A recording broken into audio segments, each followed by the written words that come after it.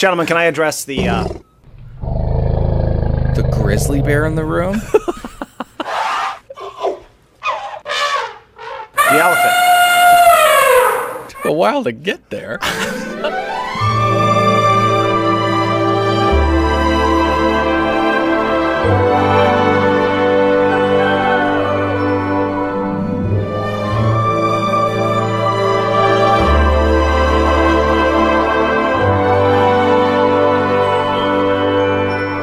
Oh, hi, hello, and welcome to another brand spanking new episode of another Bachelor podcast. My name's Dylan. I'm saddled up next to one real Nicholas Davis. What's going on, everybody? And the guy over there, he's always there behind the glass. It's producer Patrick. Hey, how are you?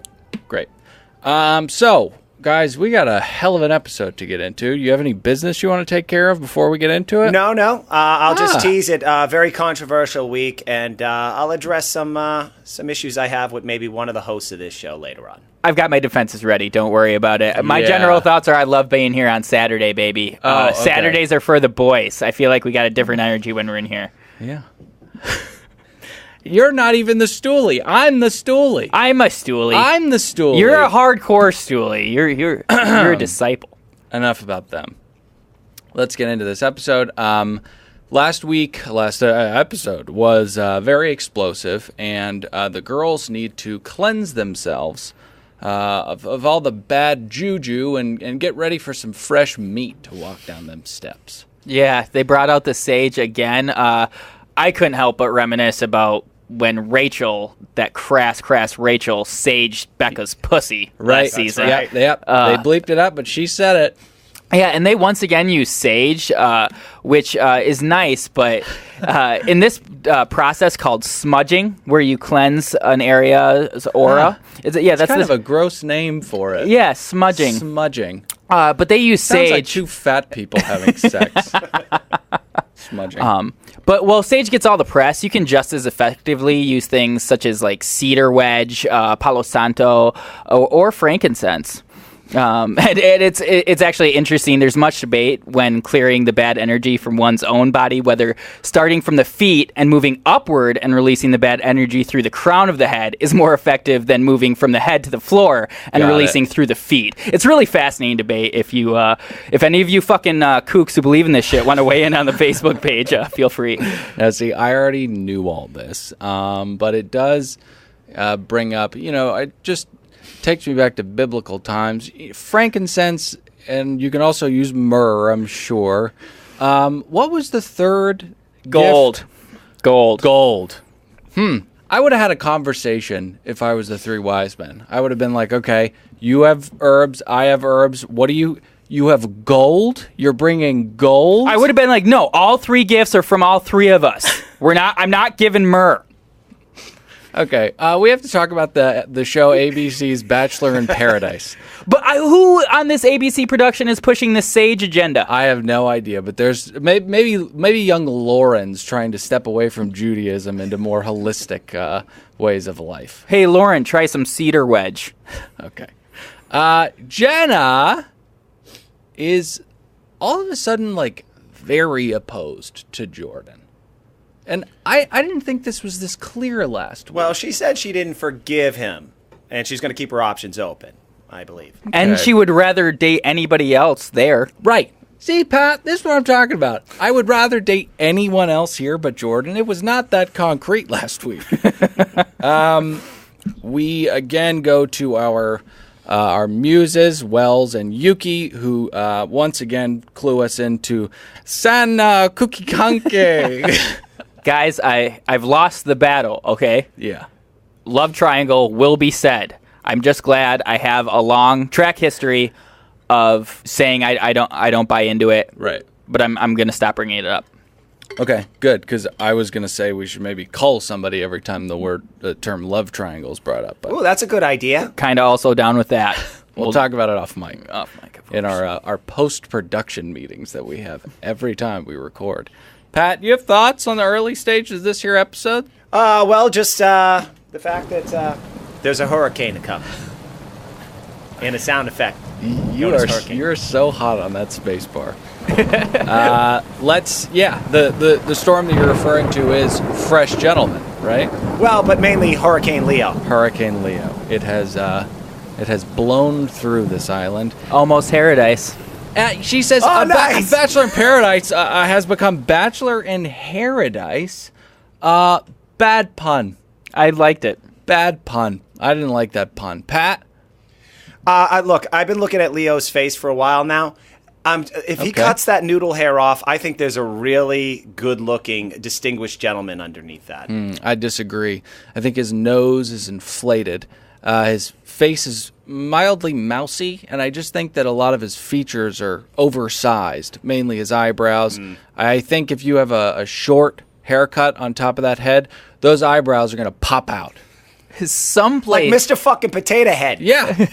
Yeah. That's a good analogy. Someplace on the social medias, I saw an unbeatable side-by-side of him and Lord Farquaad from Shrek. Yeah. And similar dispositions as well. It is incredible. But going back to your original question, Pat, specifically, what did you think of the pun? I thought it was wonderful. Okay. Paradise. I lost that battle. Yeah. We've all got to accept defeat sometimes. Guys, most of the men are rather intimidated by Leo, and most of the girls are smitten. Now, I don't know when he became this perennial all-star, but, guys, I don't know. It was just a couple months ago that Leo was a loser, being sent home on a beach by himself. Well, he actually, I think, for the most part, on his stint on Becca's season, I don't think he came off as douchey as, like, if you just show the photo, you're like complete douche. But when you actually heard him talk, and basically that he made good of his camera time on the show, I want to say. To be honest, towards the end, like when he made his exit, he was kind of like sad, like talking about like almost like he felt like he couldn't live up to these other guys' careers. He's just like living lowly life in LA. Yeah, and seemed like he really wanted to settle down. So I do love that you used the word smitten earlier. I had written down that the ladies are smitten with him. And also, Evil Ben Stiller says about Leo, it's like he's Fabio on vacation. I felt like that was really redundant. A little redundant. When has Fabio ever not? You Google image search Fabio right now. That motherfucker is leisurely. He's never not on vacation. Yeah. He's got some good lines here, some real good scumbag lines. He sits down with Crystal and says, "You must work out a lot." She says, "I'm a fitness coach," and he says, "Nailed it." He says he's got a thing for blondes, and if Chelsea is concerned that he doesn't think she's beautiful, don't worry, I do. Because I know you were shaking in your boots. The first girl he talked to was Jenna, and out of all the girls, I kind of, when they were talking, they seemed to make sense. She seemed like just like a blonde bimbo, and he just had his rap down. I'm a stunt man. She's like, "Oh, that's cool. I have a tattoo." Yeah. And her tattoo says, rubies are, what's her tattoo say? She's worth far more than rubies. Right. How many loads have been dropped on that? Wow. Well, no, I don't like. Wow. I hate tattoos, although I have some bad ones. But I hate like life statements or proclamations being on your fucking thigh. What's your worst tattoo? I have a barbed wire tattoo that you guys make fun of me almost on a daily basis. You pricks! But to put on my point, put it on a fucking dream board. Don't put it on 2 inches above your pussy. Okay. Yeah, the tattoo is about rubies, but she's far more accustomed to pearl necklaces. Yeah, but it's gross. It's gross from us. It's really gross from us right now, guys, I gotta say. It's my love of puns and not my love of toilet humor that forced me to say that. Yeah. All right, well, listen, he talks to a lot of people, but ultimately he pulls Kendall aside. And there's a lot going on the island right now. Who better to break it all down than Jordan, the grandmother Willow of this island? Sometimes you go to the laundromat and your dirty laundry is in front of other people. And right now we're in a big laundromat. Yeah. And we're all just washing our laundry. Yeah. So we're all just at different stages of washing laundry. Exactly. You have some. You had a lot of dirty laundry. But yeah. That's wash okay. You just threw it in the washer last night. And now it's gonna come out fresh. Yeah. Jesus Christ. Just like Dean and Lewis. Yeah. Now I will say, I love the blind agreement. Just like, yeah. You just got laundry. See, I thought Joe did a horrible job at improv, but I loved his understanding of yes and. Right. Like, he can't really add anything, but he's like, I don't know what the fuck you're talking about, but I'm with you. I'm gonna repeat back to you. Yeah, exactly. Laundry, yeah. Because that's what I do when I don't understand things. I just say yes and repeat it. That's how I sold watermelons. It was easy. The thing sold himself. Nick, as you and I chose this clip and picked it, you noted that Jordan is producer gold because you just point the camera at him and say go, and he starts a yapping. Yeah, there's definitely these moments where like, okay, we need to get you guys weighing in on this situation, and Jordan's like, hit me with it. I'm gonna give you the most absurd shit that it can pop into my head. Yeah. And it's always gold. Sometimes it's silver, but for the most part, it's gold. Hey, guys. Kendall and Leo. They sit down before this here date they go on. And they talk about how Hollywood forces you to be your true self, which is insane because it does the exact opposite. And then... Dylan, can I... when I heard that, what? I couldn't believe that came out of... The main criticism of Hollywood is that it is filled with duplicitous snakes and liars, and no one is honest. I worked at Burger King, and my boys that I grew up in high school with were asking what I was doing. I said, I'm working on a tech startup with the third banana on How I Met Your Mother. Yeah, exactly. Your true self is exposed in Hollywood, Tinseltown, California. But, again, Kendall, don't say you're from Hollywood. You're from fucking Santa Simi Clarita. Valley, wherever the fuck she's from. To be fair to Pat's lie, the third lead on How I Met Your Mother was Jason Segel. I mean, star-studded sitcom. You're starting a startup company with Jason Segel? Dude, what am I going to tell my buddies that I'm flipping burgers for $9.99 an hour? Oh, Come on. got it. He's got to do something with that for getting Sarah Marshall money. Yeah, he does. And also that How I Met Your Mother money. So anyways, yeah, she just stuffs dead animals and tract home suburbias and does not live in Hollywood, but I'm going to drop it because it's not that big of a deal. I'm going to say this about Kendall, though. Yeah. And this comes up later when Joe confronts her. She's a little hoe for show, this broad here. I like the freaky deekies. They come out like, you think of her as just, oh, look at that weird little girl. I'll tell you what, I bet she was really ugly until she was like 19. And then, girls... Well, you still think she's ugly. Well, I don't think she's attractive because I can see behind the hair blowouts and the makeup and all that other shit. Her hair is thin and whispery. What are you talking about, blowout? All right, well, other people are into her, but not this podcaster. Yeah, I feel horrible for Joe here, and you're right. She may not be a hoe for show. I don't know if I agree with that, but she is a little sneaky. She's kind of, I don't know, bitchy, for lack of a better word. Very Machiavellian-like. He goes to kiss her, and she just kind of like, oh, is this what we're doing? Yes, that's what you're doing. That's all you've been doing for 2 weeks. You've been making out straight for 2 weeks. This is the line she lays on him. She said, and I don't know if she's using this word correctly, detrimental. She said it would be detrimental if she did not accept a date from another man. Is that used correctly? Yeah. To the detriment, isn't that more like dire consequences? Yeah. Like someone may die or something? No, it just means it would hurt. It would just hurt it.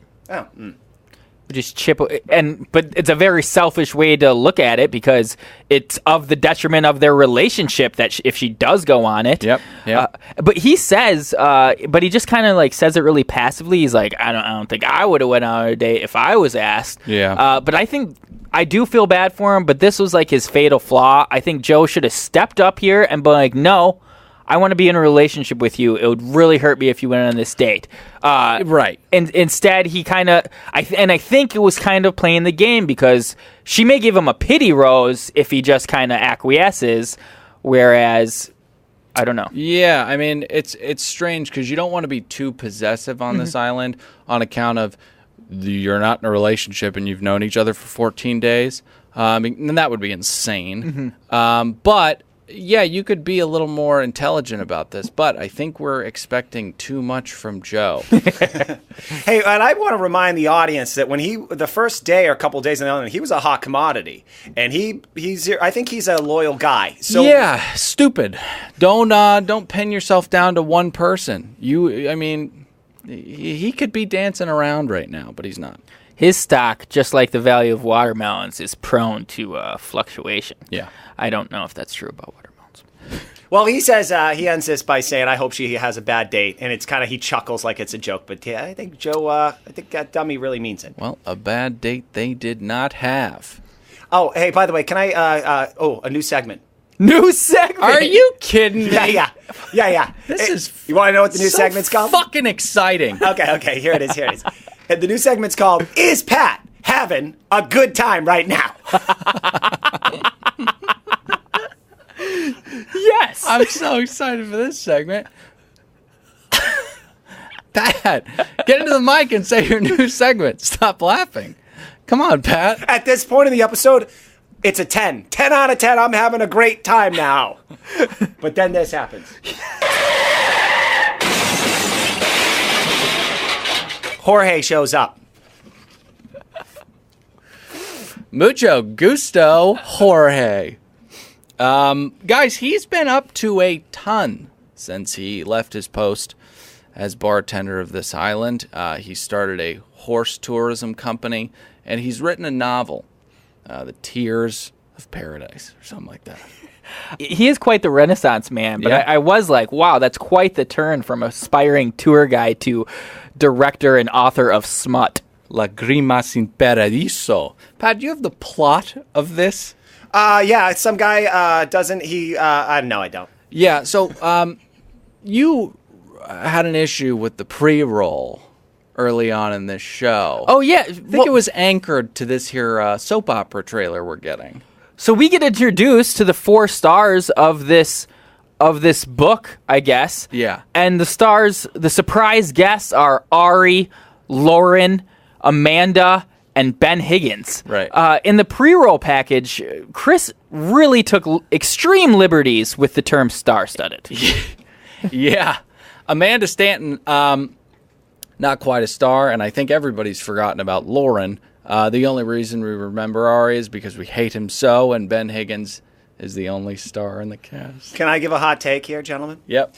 At any time was Leo and Kendall in a shot with Ben Higgins, Amanda Stanton? No. I thought this was a no-brainer, yeah. Well, This was shot Yeah. in California, and they just used footage making it look like they're on the same beach. Right.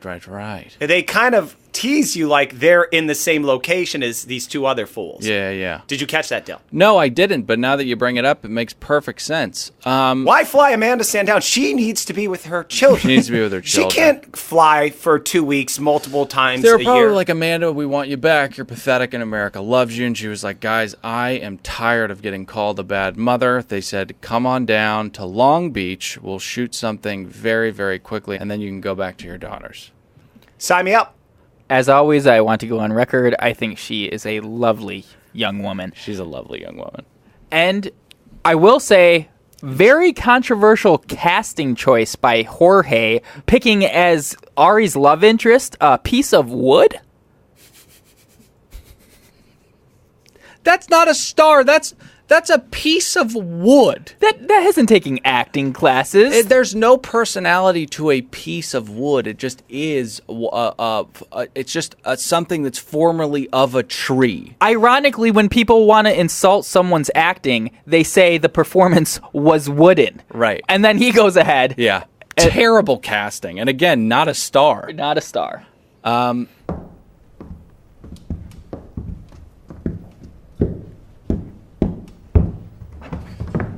That's Lauren running her lines with Ari.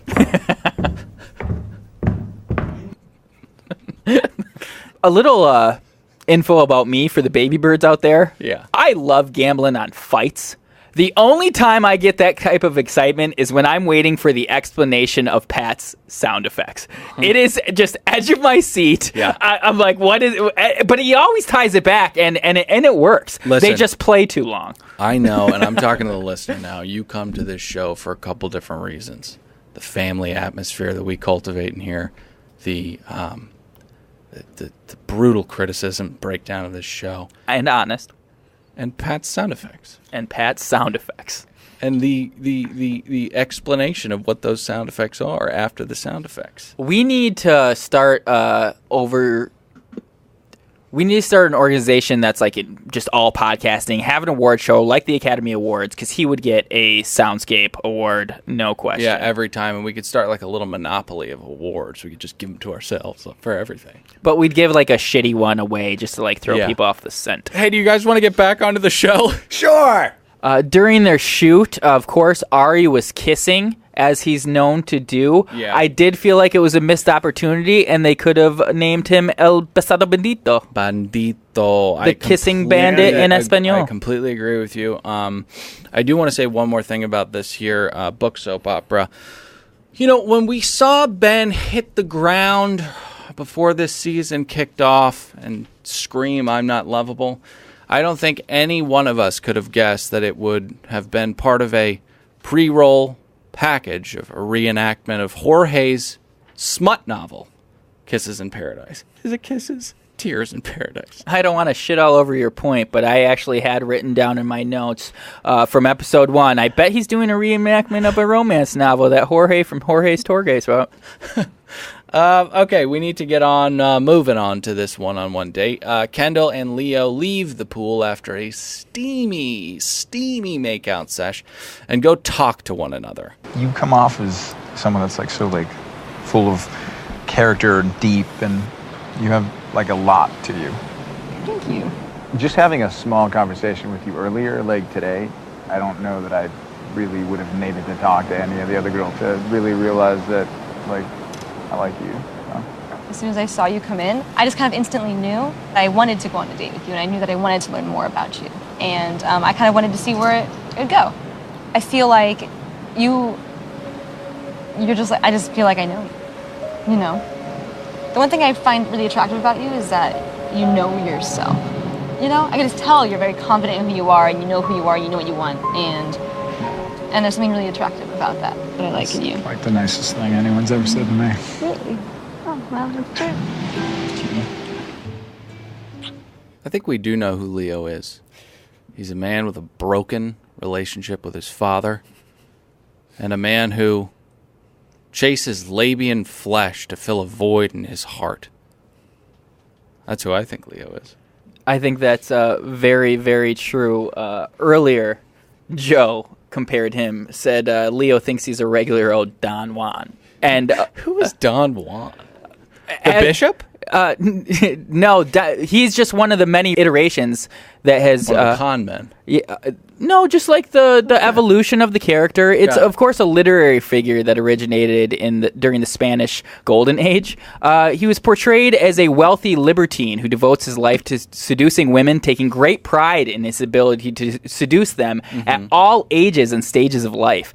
And the character has been reinvented many times, just like with that Don Juan you mentioned. Yes, and Bishop Don Juan. And most recently, on a large scale, with the modern twist by Joseph Gordon-Levitt in 2013's Don Juan. I did not like that portrayal. I like the one that Johnny Depp did in the mid-'90s, where Bryan Adams did a great soundtrack cut to that movie. Was the movie called Don Juan? It was, sir. I was not familiar with this. I still don't know who this guy is. Okay. Well, in the plot, he's a lover of many. At some point in the movie with Johnny Depp, he gets trapped for a year with 100 chicks in a house, and he has to make love to every single one of them before he can leave. He's a literary figure who first arose to prominence during the Spanish Golden Age. What don't you understand? Do you remember when we were kids and we were like, Pat, it was a long time for you, but Nick, do you remember? That was unnecessary. Do you remember when we were kids and these hypotheticals of like banging 100 women sounded like like the thing you want most in life? How awful does that sound? Being trapped with 100 women, you have to have sex with all of them? And how long? Does he have a long time to do it? Sounds exhausting. No, that part sounds wonderful. It's having to talk to him is the painful part. Oh, there we go. There's our Pat. Okay, we need to cut back to the guys real quick because Jordan, who is hydrated and well-fed, says that even friendships are relationships.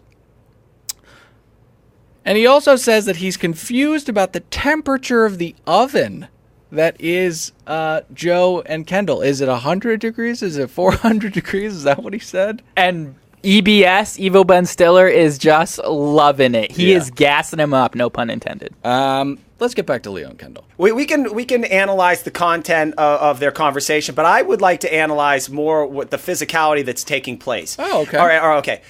Leo, for me, seems like he is a potential abuser of women. Yeah. I don't want to go on record as saying that, but I guess I just did. At one point, he cups her fucking head.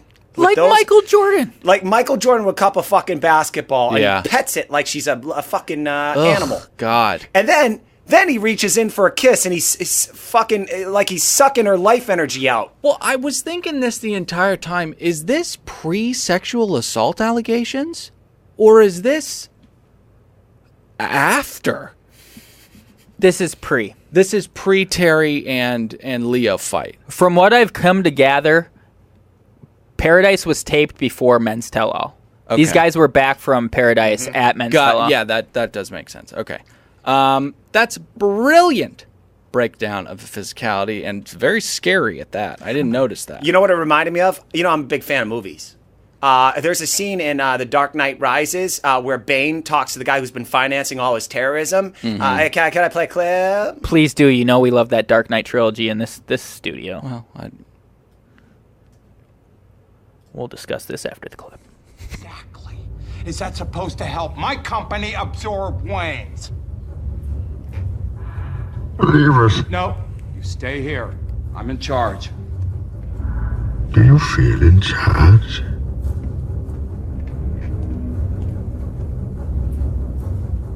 I've paid you a small fortune.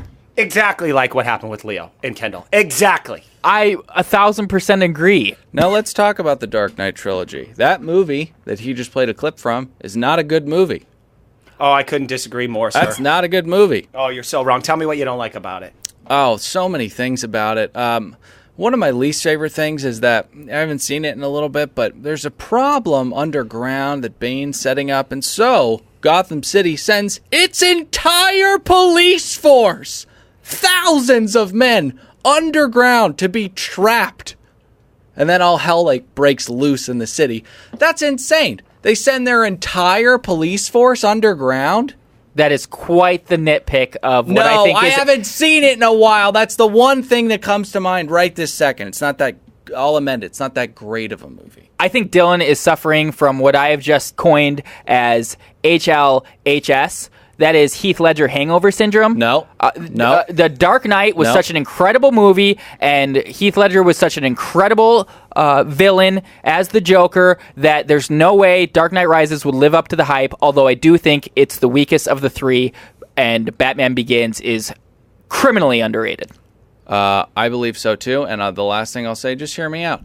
Well, why do we have to shoehorn in Harvey Dent in the end of this movie? Two-Face, great villain. Why isn't he the villain in the third movie? Huh? Why do you have to bring up Two-Face, create him, and kill him in the last 25 minutes of a movie? Well, that was so stupid. Hold on. That you don't like The Dark Knight. This movie's The Dark Knight Rises, I sir. have a problem with The Dark Knight, that being the major problem. And then the third one is just objectively not that great a movie. Well, wow. We're deep in the woods, so why not get deeper? The original plan was to have the Joker come back for the third movie in the trilogy. That is why Two-Face was killed off. Had they known Heath Ledger would have been trapped in that character and torturing himself... That doesn't make it any better. They still created Two-Face and killed him in the last third of a movie. He was on... What? It's ridiculous. And by the way, what was wrong with Katie Holmes? I like Maggie Gyllenhaal just like anybody else. Gross. But Katie Holmes had... Well, Tom Cruise put his little tiny foot down and said she's not going to be showing her nipples in any more of these films. I'll tell you right now. We have a daughter. His little tiny foot. So, in summation, I'm right, you're wrong, and we got to get back to the show. For the sake of the show, we'll move on. Really quickly before we end this date, can I ask, what is with the gratuitous butt blurring? Why do we have to blur all the butts? I'm not saying that I want to see all the butts. I'm just saying Kendall is wearing a very conservative bikini. It's a wide load bottom. You don't need to blur the thing out. It's distracting. It's a trope of the show. They do it to be funny. Oh, is that it? Mm-hmm. Bibiana even referenced it earlier. She's like, I just hope to get my butt blurred. But it's... stupid. It's stupid. It's silly. And I would love to see a little bit more bum. Me too. So, anyways, they kissed. I'm an ass man. They kissed for a very, very long time. And as you mentioned, he was physically imposing throughout it. They get back. Straight up drama at the complex. She sits down with Joe and tells him what happened. So did you guys make out? We kissed, yeah. You're just kissing everybody now. I'm not kissing everybody. Now now it's another guy you kissed. This is what paradise is all about. I'm allowed to kiss people. That's kind of You're allowed to do whatever you exploring want. Things and You're allowed to do whatever you do you want. feel like you're not opening yourself up to other things as well? No, because there's nobody else here I'm romantically interested in, except for you. Poor guy. Yeah, I mean, He's in over his head. yeah, like strike one. Oh, you're kissing everybody now, huh? No, just Roll with it, dude. you and Leo. She comes back with her hair wet like she just got hate fucked. I mean, honestly. Jesus. Sorry. Can I say something too? Yeah. At some point when she's having this conversation with Joe, she says, "Do you like him?" Joe asks her, "Do you like him?" And she says, "Leo's a great guy." She also says, and this came off as kind of crazy to me. She says, "We need to start exploring," and this came off to me as kind of 70s. Like a chick saying this. Like, I'm going to go out and explore my sexuality with other men. I don't know. For me, in these times, this climate, it seems kind of anti-feminism. I'm sorry, I wasn't listening to Pat. What did he say? Just kind of bullet pointed? Kendall wanting to explore her sexuality reminds him of the era of the 70s. Free living, baby. Free sex, going out. You know, Kind of lost me at the anti-feminism part because I feel like that kind of represents feminism, like empowerment. You can't tell me what to do with my body. Yeah. No, I go. A woman needs a man like a fish needs a bicycle. Basketball. When she said this, I thought of this story I heard by Sybil Shepherd. She's an actress that was on Moonlight with Bruce Willis in the 80s and also, I guess, had a movie career in the 70s. She told this story where you used to go to parties. Imagine just showing up with your husband or your boyfriend to a house for a house party. Everyone does coke all night, and there would be a bowl sitting by the door on a table with car keys. And you'd pick up random keys, and that's who you'd go home with that night. You'd leave your spouse, your boyfriend, and it was such a free-spirited climate that you just go and have sex with the person with the car keys. Whoa. There was that 70s show episode where Kitty and Red found themselves at a key party. It's called a key party? Yeah. Hey, thanks for corroborating. They literally just drop their keys in a bowl. On your way out, you grab a pair of keys, and whoever's keys you grabbed... You know who I bet throws a bunch of key parties? Who? Kendall. Another one. DJ Khaled. Oh. Master Key. you fit into Joe the grocer's dad jokes at the end. Oh no, John the grocer. John. All right, we need to get back into this because the whole island sounds like it's a key party. That's kind of how it's built, diabolically so. She kind of lays it out there to Joe. I mean, I'm curious about him. We made out. He's a lot like me. I again feel horrible for young grocer. Leo is in like with Kendall. But just because he's in like with Kendall doesn't mean that he can't sample all the porridge on this island. That was a tease. Let's go to the next day. Chris asks Kendall to recount her date in front of Joe. He's the absolute worst. But then Joe kind of turns the burners on in some of his interviews. He's like, you know what? I guess the best man is going to win now. He gets a little fired up. This is the fight we need in Joe. Come on. But unfortunately, he's messing with a self-proclaimed alpha in Leo, who takes Kendall aside and says, I'd be pissed off if I saw you with another person. Now, you want to talk about anti-feminism. I felt like Kendall eating this up he's like, you know, my woman, she's just going to do this. Yeah. I'm an alpha. But she loved it. She does love it. It did reminiscent of Older times. Prior to the next morning, Kendall talks to Astrid, and she really lays it out there that Joe is not enough. Right. Says that point blank. And then she also says Leo seems like more of a long time thing, which is insane. And I kind of do feel like they might work together, but he would abuse her for sure emotionally, if not physically. Oh, hey. I think we glossed over this. So, as you said, when Leo was being an alpha, kind of parading himself. Yes. He takes Chelsea into the hot tub. Do you remember the scene? I think this is a little bit later, but yes, I do remember. Oh, no. It just happened. Leo hits Chelsea up, the single mother. And then she throws it out there by saying, when they go in the hot tub, that she's not wearing underwear, which was kind of hot. I got a little turned on. I did too. Chelsea, I've been in love with Chelsea. Mm-hmm. You're in love with Chelsea? If they can move fast, I can too. Gentlemen, can I address the grizzly bear in the room? The elephant. Took a while to get there. So, I already explained why I think Leo is the alpha and chicks are trying to chase after him. Doesn't he hold the power at this point? What are the real intentions of these women? Why is Chelsea getting in a hot tub and announcing that she doesn't have underwear on? What the fuck does she need to get out of this? I think Chelsea was clearly, she had lost her wits about her. It was a physical reaction. Yeah, I think she was all hopped up on pheromones, and he asked her, do you have anything under there? And she just said no. Which, again, pretty spicy, but it wasn't like she came out and she was like, hey, Leo, it's just me and my vagina under this robe. This is let this be a lesson to all men. Unwavering, full speed ahead, retarded overconfidence is your best weapon to try and get pussy. Biting. That's gotta be might be. It's a very long title. That might be my cold open. Oh, okay. I was gonna say that title's gonna be a mouthful. Hey, date card. Let's talk about it. But before we do talk about it, let's get to a little iTunes ratings and reviews. Hey, Pat. Yes, Dylan. Hey, Pat, how are you? I'm doing wonderful today, sir. Good. How'd the iTunes ratings and reviews go? Dylan, we're going to have to put that on hold for this week because we have more important matters to attend to. Oh, right. At the beginning of the episode, you said that you wanted to air dirty laundry with one of us. So on the last episode, I basically said, like, look, I'm a shallow, low self-esteem mother effer who needs love. Mm. And I don't like, if someone loves me, they can't love anybody else. They can only love me. Right, so I basically said, if you're in our Facebook group as a baby bird, I own your ass. And if you're out there trying to be a baby bird in other Bachelor podcast groups, you're fucking out.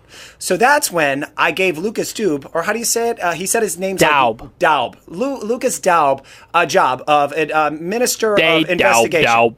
Now, as you know, I just have to say, this whole thing is fucking insane. And when when Nick said last week this could negatively affect the numbers, I truly believe that. But go ahead and continue with your strange, possessive thing. All right, Dylan. Daub. Look, Dylan, I can appreciate you questioning me because, we work together and I respect your opinion. That being said, you are wholeheartedly wrong, sir. You couldn't be more fucking wrong. The infrastructure I'm building here, the team building that I'm doing here, promoting within has only helped our cachet, sir. And let me read this. So, as you know, Haley Whittle is the Minister of Communications. And what else does she do here? I forget. She's an important position.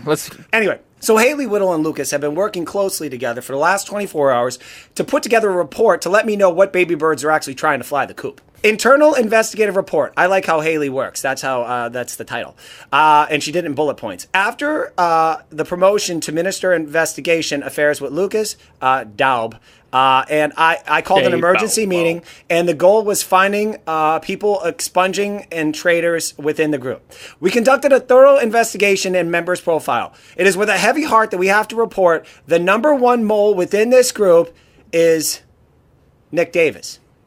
Sadly, we have evidence to bring this to our leader, Patrick. Talk about a freaking M. Night Shyamalan twist. Holy smokes, I did not think you were going to say Nick. They pointed out that there was an admission of guilt by Nick Davis on the last episode saying that if we were to do a search for people that are in other podcast groups, you don't even want to look at his feed. Right. So, Nick Davis, answer for this, sir. First, I'll say I really appreciate the enthusiasm at which Haley and Lucas Me too. have attacked their made-up positions. Yep. Very thorough job, except the impetus of this investigation. Yeah. Where I said I was in these groups to share our content. My mashup of Dumb and Dumber and Crystal's Fry voice doesn't get 655,000 views if I'm not sharing to 12 different Bachelor Facebook groups and destroying my own Facebook feed. Okay? I'm doing it for work. And to be honest, whatever. You guys did your job. I'm over that. But I think that should be the caveat to this new rule. As long as you're sharing our content to other Facebook groups, you can be in them. But if you're in them to just and I'm not gonna lie, mix it up a little bit. But so what do you mean mix it up? I chat it up in some of these Facebook groups. You know, some hot topic of conversations. But that's part of it. You have to mull. You have to blend in. You can't only share and promote. So you know, I'm just weaving my way. Haven't you guys seen The Departed? I like you guys are idiots. I like mull as a verb. I've never heard it as a verb. I've only heard it as a noun, as used in The Departed. But you're saying you're no mole. You're more Christ-like. Sacrificing your Facebook feed for the growth of this podcast. I didn't say Christ-like. You can use the if you want. That being said, rules are rules. Nick Davis, you're fucking out. Okay. You can't, Patrick. No, he's being thrown out. You can't kick him out. I'm a man of my word, and the baby birds need to know this. Nick Davis, you're thrown out of the Facebook group. I'm not. You're denounced of being CEO. Yeah. I'm going to kick all of those people out. And I quit everything. I'm just not doing anything anymore. I will say, do not mistake my kindness for weakness, baby birds. A couple of them have been like, you can't kick me out.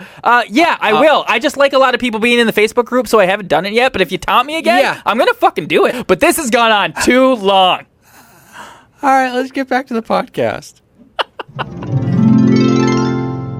Hey, the date card comes, and we don't want this! Boo! We don't want this! By the way, so upset they should you, be producer. editing this show as it goes. I've heard of my TV gosh. shows. Look, if you can make a movie with Kevin Spacey and then 2 weeks before it comes out, you fucking recast his part and redo it to make the movie more sellable. Yeah. The Bachelor producers at ABC can do this too. America has told you, ABC, we hate Tia and Colton. We fucking hate their love story. We want boulders to fall on their heads and crush their tiny brains. You want that.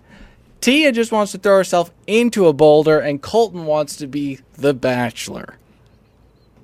But yeah, we're tired of it. I don't want to see them anymore, but let's talk about the 20 minutes that we do get with them. This is definitely when I thought Patrick was going to play that screeching halt sound. It's like weird.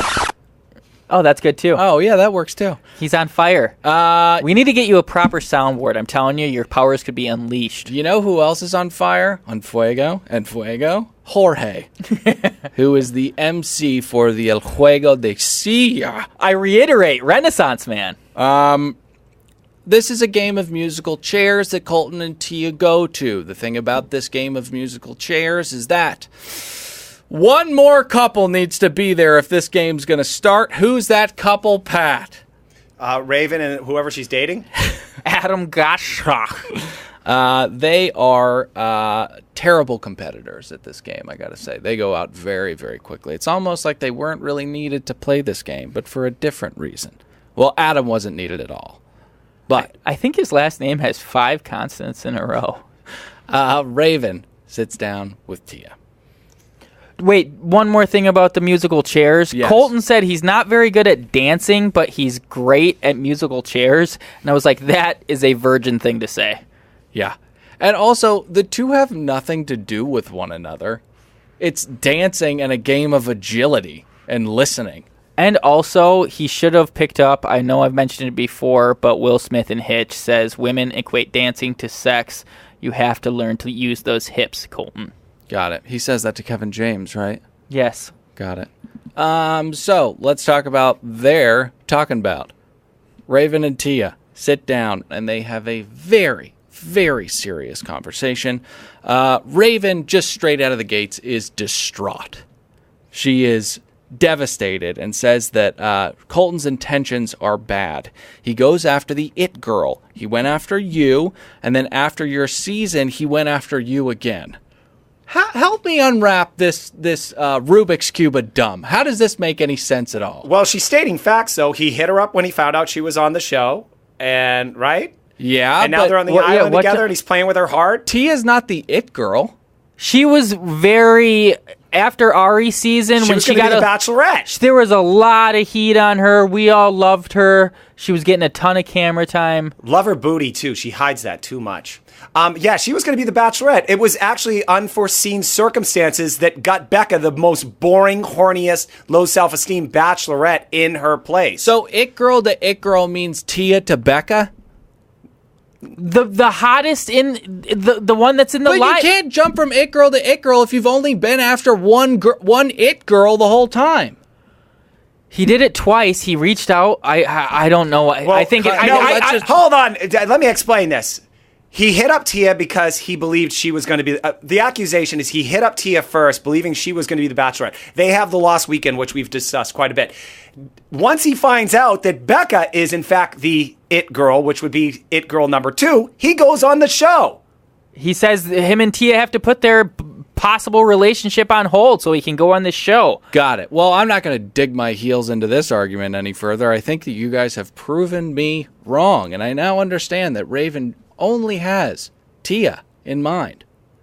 I still hate her. Whoever did her makeup, whatever gay guy she flew down there, it made her look like fucking a vampire. She's disturbing. Her eyebrows are too dark. It matches the color of her hair. Look, I'm not a hairstylist or by any means some guy who's a stylist, but she looks off.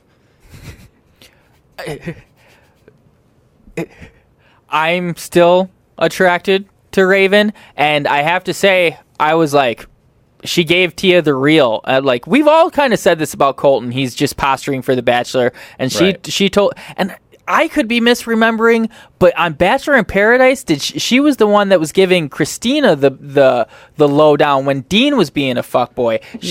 She's not afraid to tell it like it is, and I think that is being a good friend, even though it's gonna hurt some relationships sometimes. Listen, you guys have helped me see the light. She's 100% right in this, but I still don't like her. Can I tell you why I don't like her? There's a little hypocrisy within her conversation with Tia. She says if shit goes south or things go badly, I'll cut his fucking dick off. Right. Hashtag me too, you dumb bitch. What are you talking? Hashtag me too. Yeah. Oh, wow. Can you imagine a guy talking to his buddy and his buddy, Dylan's the Bachelor and I'm his buddy. I'm on the show. They fly me down there. Dylan, I'll tell you what. If Caitlyn fucks with your heart, I'll cut that pussy out. I'll fucking cut her pussy off. She's saying violent acts on TV, and we just let it flow by like it's cool. I think we can handle it. Again, Raven has shown us her true colors before. She said she attacked her ex who is cheating on her with a stiletto. Yep. And there was big discussion in the Bachelor Reddit, which I hate most of those people, especially Princess Plastina. Come at me. But bitch. But she... You fucking bitch. You 150,000 karma having bitch. That's a lot of karma. She is in that. That's a ton of karma. But so Raven's prone to violence, and I was gonna say within that discussion thread, some of them were saying she was actually wrestling the girl the man was in bed with to the ground as well. So she's listen. I'd have done it too if I caught my man laying with another lady. I'd fuck both of them up right there and then, with whatever means necessary. Okay, you guys want to move on now? Colton and Tia talk. Tia brings all of Raven's concerns straight to Colton in a flood of tears and language. Pat? Yes, sir. We have a clip of the aftermath of this, right? Yes, sir. Here we go. What do you want out of me these next few weeks in Paradise? And what do you want out of us? I want to know that I'm always going to be the first and best option. You deserve that. I know.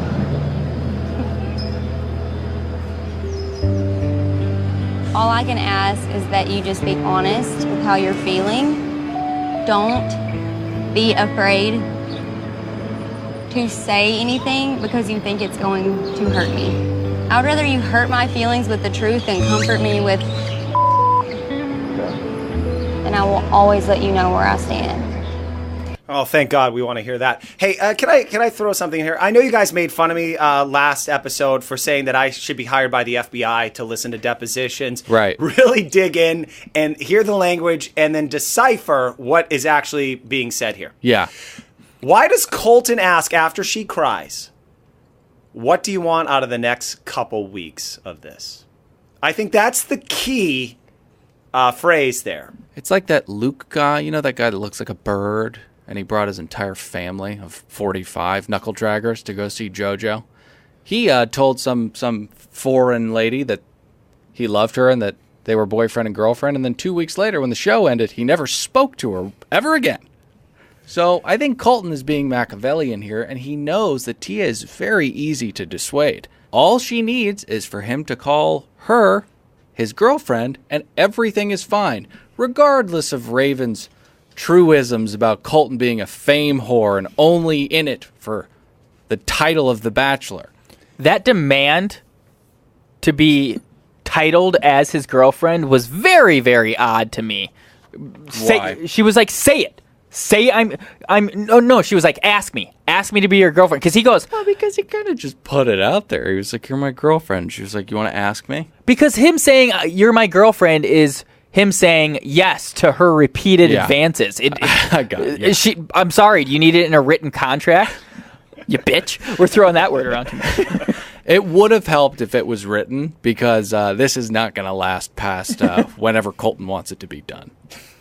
Although I think he's doing himself a disservice by staying on this island, and I think the hookup with Tia as a relationship for the time being, because we've realized we don't like Colton on camera. Or maybe it's Tia that brings out the worst in him. But America hates these two, as I just went on that rant. We don't like it, but maybe we may be thinking what we just don't like seeing his face. Colton, you should have gotten off this island 2 episodes ago, said my heart's not in it, and then, bam, you got some good camera time. Instead, he's sticking around too long, overstaying your emotional need for this show. Right. And, leaving if Becca got there would be such a great narrative going into his season of The Bachelor. He would be like, I had a tough time on the island, my heart wasn't in it, and I don't know if I'm still in love with Becca. But I'm here, willing to meet 30 women. To see if there's even a slight chance that I can move on. Provided I am allowed to systematically eliminate them by symbolically giving each one of them a rose. Tia is a sucker, and she's taken everything that he says, hook, line, and sinker. But that's why this podcaster's here, to help you figure this stuff out, America. Colton, just catch those lines that I brought out to you. He said a few weeks. That's about as long as this relationship's going to last. Absolutely. And I was also really weirded out the way he squeezed her cheeks as he was kissing her. Did not see that, but that weirds me out too. It was super odd. Hey, we got to move on into the finale of this here show. The accordions are playing, which apparently are French. I don't know about you guys. When I hear accordions, I think gondolas in Venice, right? Are accordions French? I think of Steve Urkel. I think of bad mariachi music or polka. Yeah. So, anyways, I was thrown musically. I was very confused by these accordions, but in walks Benoit. And shocker, no one has any idea who the fuck he is. Hey, people of Paradise, quick lowdown on Benoit. He's prone to quickly falling in love, and he will cry a lot. Yes, he will. Yes, he will. He will also don jorts. And not opposed to getting engaged to the worst person on the cast. Yeah. All of these things. Jordan lays into his fashion, deservedly so. I think he looks gross.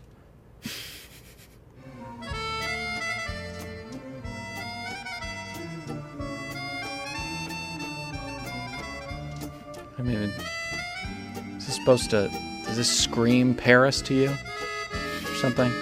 Montreal? French Canada? Oh, we make roast beef too, and bagels. I seem to understand English perfectly. I just have the weird accent with it. We make brisket and bagels better than you, Jews. You know what I don't like? I don't like how American women, they're so dumb, they get sucked into this. A dude with an accent like this, instantly he's smarter than Americans, and it turns him on. It's like... The guy got engaged to Claire. He's no genius. I would like to... I like to poop on your stomach while filling out an application for Walmart. Does that turn you on? I'd like to... make love to your grandmother while killing your dog. I'd like to watch kitty porn while beating off into a sock. This turn you on? I have a French accent.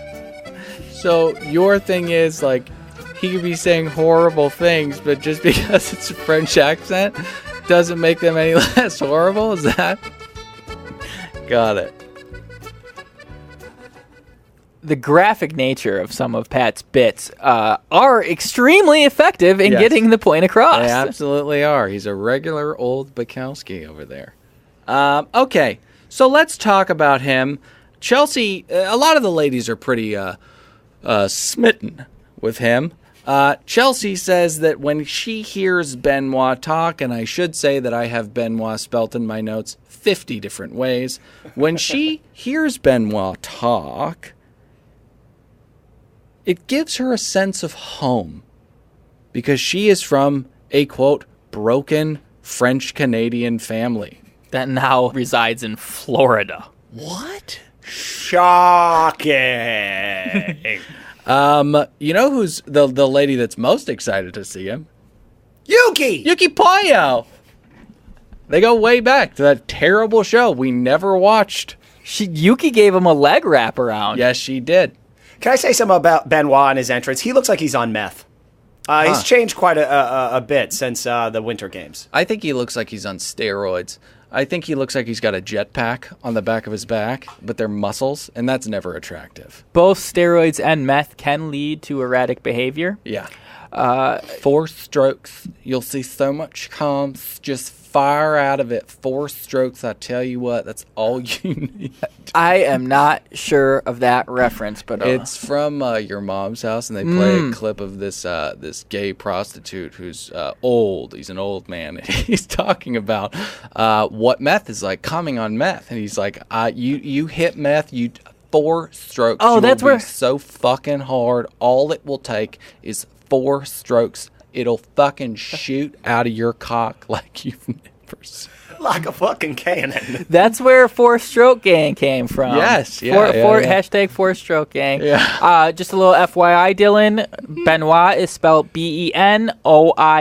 I'm very familiar with that because Chris Benoit was a former professional wrestler who killed his wife and himself. Got it. That sounds like an uplifting tale that I'd like to hear more about off mic. Where did we leave off? Yeah. Okay. So upon Benoit's entrance, also Canadian Kevin says, yes, Crazy Crystal's open for business. Right. Which she always is. What? Hi, guys. Yeah, he has no regard for the goose, and he tells her to go see Crystal. They have a chat, but ultimately it doesn't matter because he has a more impactful conversation with Crazy Jenna. Pat, do you have a clip? Oh, yeah, I have a clip. So, we're engaged. Yeah, I put myself out there doing that on the reunion. I don't have any regret about this. Good. It's just I'm the most, one of the most passionate person. Really? Yeah. So. Okay, I do know what you're saying. Mm-hmm. Yeah, because I can tend to do that too. Okay. I'm looking for a loyal person. Me too. And someone honest, someone that is outgoing, someone as generous, I would say, as I am. That's so interesting. Actually, you're the first person that said all of the things that I'm looking for. Really? Mm-hmm. Two dummies talking, struggling for conversation. Can I put this out there? Yeah. Jenna, no. New segment. You can't do 2 new segments No, this in one's one good. Show. I promise the last one let you down, but this one's good. Democracy. I say we wait for the title and then we decide. What cast member is most likely to overdo plastic surgery in the future? Oh, man, Yeah. I'm going to allow it, but I definitely could have workshopped that title. Go ahead, Pat. Shoehorn this news segment into a show with a news segment already. Jenna! Okay. See this? Why did we have to do that? Let's move on. I have a problem with him saying... Maybe we should do another news segment for a palate cleanser. Do you have a new segment? I'll think of one. Okay. I have a problem with him saying, I proposed to this person I barely knew on national television as putting myself out there. It's kind of an understatement. It's more like doing something clinically fucking insane and narcissistic. That's not putting yourself out there. I completely agree. Thank you. Nick, do you agree? I'm sorry, I'm trying to think of segments, and I'm not really in the moment at the moment. Not sure the last thing you said. What he did on that Winter Games show, America hated him. Yep. And then somehow on the reunion of Winter Games, which I think half the Bachelor Nation watched, quarter, Claire says, this skinny little Frenchman, weirdo, twerp, phoned me, and he was the only person calling me to ask, do you remember this? Yeah. And I felt like someone cared about me and loved me finally, and then they got engaged on stage. Right. And that was, as you said, clinically insane, and now he's here. And by the way, again, I don't want to sound like a fucking broken record. Why is Benoit here? Can't we get Ben Higgins back on the island as not like a shoehorned in some kind of weird segment? No, because Ben Higgins is, I don't want to get offended. Imitation is the flatterest form of flattery, right? That's how it goes. Sincerest. He's got a bunch of stuff going on in the podcast game after he heard that we were racking in the dough. So I don't think he's going on the island anytime soon because he's too busy stealing. Anyways, we got to talk about their date, which in Jordan's mind, there was no chance of it happening. Poor dude, but she comes down in her black dress and red lipstick, and she is ready for a night on the town. Annalise asks her, hey, are you going to talk to Jordan about what's going on? And she's like, nah. Yeah, Jordan's getting a little desperate. He's kind of getting gross. He said, he's very confident still and says, there's not two Benoit, but when you guys get back, make sure to bring her home to Daddy, which was yucky. They go to a restaurant.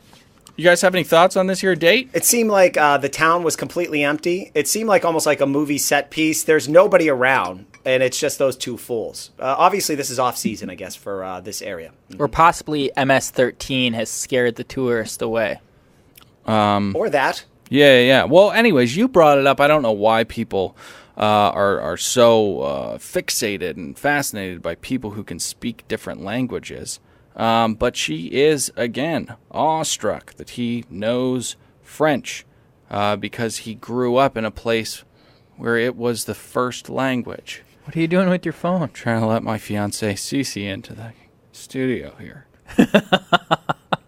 Very distracting. I can multitask. So anyways, they make out a lot, and his face gets covered in red. I believe Baby Bird Quinlan Deer compared it to going back to the Dark Knight trilogy to Heath Ledger and the Joker. Don't get me started. Weirdest moment of this date, and I assume you guys picked up on this. Oh, pick up. Did she pick Benoit up and carry him like he's a little skinny bitch? Before that, he picked her up and took her around a puddle. There was a puddle, a dry path around the puddle, and he picked her up and walked in that dry path around the puddle. That's not chivalry. That's insanity. Now, I believe the proper way to do this is to actually remove your jacket, right, and throw it over the puddle. Yes. Boy. Something I've done countless times, and you hate to do it because it's just going to put you out of jacket. Ladies, if you expect or want your man to do that, you are a monster. That is a waste of a jacket. Yeah. These streets are filthy, and when a puddle forms, I mean... Totally. You're throwing that jacket out. Yeah, you're throwing the jacket out, and also, your feet are still wet. It's not like that jacket's not... we don't have magic jackets. They don't become hard ground. You still sink into the puddle. New segment. Yeah. Who's throwing shade? All right, let's see how this one goes. How does this work? During the date, we cut back to Jubilee and David talking. Oh, what a bitch Jubilee is. And these are the two that are throwing shade. So just moving forward. Yep. Can I explain how she's throwing shade? Yeah, totally. She says Benoit is a step up from Jordan. Yeah. David said 10, more like 10 steps up. Yeah. And then she's like, he's a good guy. He's just so childish. Two things. David, shut the fuck up. And two, Jubilee, shut the fuck up. You don't know Jordan. You don't know if Benoit is a step up from Jordan. Benoit proposed to a woman he didn't know on national television, and then, shocker, that relationship didn't work out. Back to Patrick's theory, they are swayed by the accent. So, moving forward, let's just do one new segment, a show. That's fair. I can't promise that. we'll talk about that at our after post-production meeting. Yes. So they get back, and he's got lipstick all over his face still. Have some respect, huh? Wipe the lipstick off your face if you're going to come back to a house full of Jordan's love for the woman you just went out on. I feel like this was symbolically him pissing on Jordan's area. You know, he's like, see this lipstick? Yeah. Sorry, bud. Yeah. Your time's a-ticking. Yeah, well, I made mention of this, but they do get back. Jordan says the millennial Napoleon brought Jenna back, and he has scratched into the sand a message heartfelt and brief. And however hard those crabs tried to mess it up, it read clearly, "I'm sorry." Didn't do much for him, though. She was just like, oh, I can barely see the I'm. Yeah, a little critical.